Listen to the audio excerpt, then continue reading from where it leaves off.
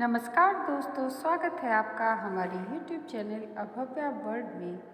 आज की इस वीडियो में हम आपके लिए भगवान शिव और कामदेव से जुड़ी होली की पौराणिक कथा लेकर आए हैं।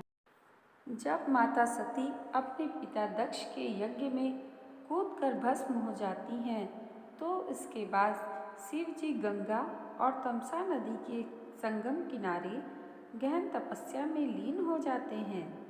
इस दौरान दो घटनाएं घटती हैं।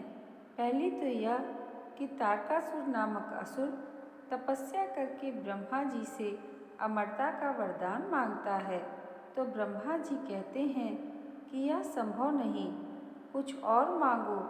तो वह यह वरदान मांग लेता है कि मुझे सिर्फ शिव पुत्र ही मार सके, क्योंकि तारकासुर जानता था कि सती तो भस्म हो गई हैं और शिव जी तपस्या में लीन हैं, जो हजारों वर्षों तक लीन ही रहेंगे। ऐसे में शिव का कोई पुत्र ही नहीं होगा, तो मेरा वध कौन करेगा। यह वरदान प्राप्त करके वह तीनों लोक पर अपना आतंक कायम कर देता है और स्वर्ग का अधिपति बन जाता है।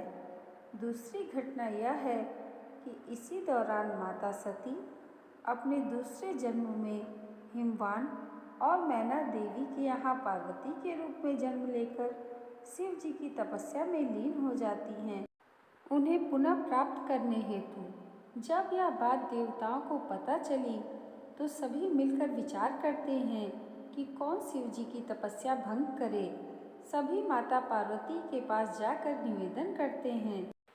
माता इसके लिए तैयार नहीं होती हैं।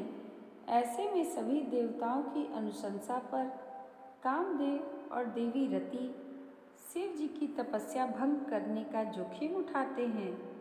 शिव जी के सामने फाल्गुन मास में कामदेव और रति नृत्य और गान करते हैं और फिर कामदेव आम के पेड़ के पीछे छिपकर एक एक करके अपने पुष्प बाण को शिव जी पर छोड़ते हैं। अंत में एक बाण उनके हृदय पर लगता है, जिसके चलते शिव जी की तपस्या भंग हो जाती है। तपस्या भंग होते ही उन्हें आम के पेड़ के पीछे छिपे हुए कामदेव नजर आते हैं, तो वे क्रोध में अपने तीसरे नेत्र से कामदेव को भस्म कर देते हैं। यह देखकर देवी रति के साथ ही सभी देवी और देवता दुखी हो जाते हैं। अपने पति की राख को देखकर देवी रति विलाप करने लगती हैं और कहती हैं कि इसमें मेरे पति की कोई गलती नहीं है। मेरे साथ न्याय करो भोलेनाथ, मेरे पति को पुनः जीवित करो।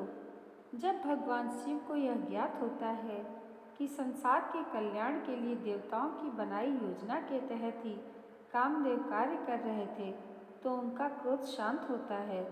तब वे राख में से देवी रति के पति कामदेव की आत्मा को प्रकट कर देते हैं और फिर शिव देवी रति को वचन देते हैं कि द्वापर युग में यदुकुल में जब श्री विष्णु कृष्ण रूप में जन्म लेंगे, तो उनके पुत्र के रूप में तुम्हारे पति का जन्म होगा, जिसका नाम प्रद्युम्न रहेगा। उस काल में संभासुर का वध करने के बाद तुम्हारे पति से पुनः तुम्हारा मिलन होगा। इस वरदान से सभी देवी देवता खुश हो जाते हैं। शिव जी पार्वती जी से विवाह करने की सहमति भी देते हैं।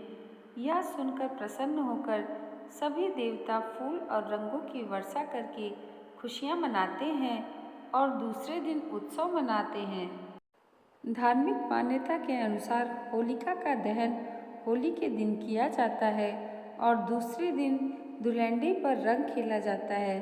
धुलंडी पर रंग खेलने की शुरुआत देवी देवताओं को रंग लगाकर की जाती है।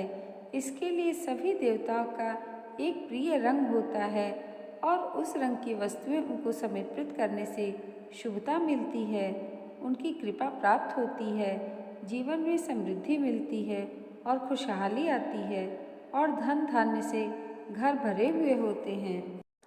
दोस्तों, भगवान शिव से जुड़ी होली की यह पौराणिक कथा अगर आपको अच्छी लगी हो, तो कमेंट बॉक्स में हर हर महादेव ज़रूर लिखिएगा और इसे लाइक और हमारे चैनल को सब्सक्राइब करना मत भूलिएगा।